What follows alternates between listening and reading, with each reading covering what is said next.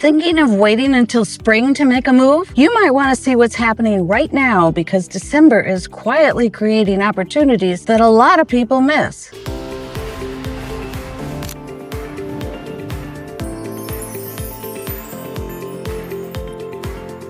I'm Perreault with Fiv Realty, and this is your Portland Metro real estate market update covering Washington, Multnomah, and Clackamas counties in Oregon, plus Clark County, Washington for the week ending December 14th, 2025. Let's start with activity. This week we had 400 homes sold. That's down about 14% from last week, which is completely normal heading into the holidays. But here's the important part. Sales are still about 4% higher than the same week last year. So even though things feel quieter, the market has not stalled out. Inventory is where the story really shifts. Active listings are at 6,248. That's down slightly from last week, but up about 12% compared to this time last year. And that matters. More inventory means buyers have more choices, and when buyers have more choices, they negotiate. That leverage usually shows up first in concessions, longer time on market, and price reductions, not necessarily dramatic price drops overnight. On the demand side, we had 382 new pending deals this week. That's down from last week and also down from last year, which tells us buyers are still active, but they're being selective. They're not rushing. They're comparing homes, payments, and condition, and they're willing to walk away if a deal doesn't make sense. We have seen more sale fails recently. You can see that selectiveness in timing. The median days on market is now 43, up from 36 last year. Translation? Unless a home is priced right and presented well, it's likely to sit longer, and sitting often leads to price adjustments. We had 385 reductions this week. That's fewer than last week's spike, but still higher than last year, reinforcing the idea that pricing strategy really matters right now. Now let's talk prices, because this is where people sometimes get confused. The average sale price this week was $643,032, and the median was $557,780, both higher than last year. That doesn't mean buyers have no leverage. It means prices are being supported by long-term demand and the mix of homes selling, while negotiations are happening through pace, credits,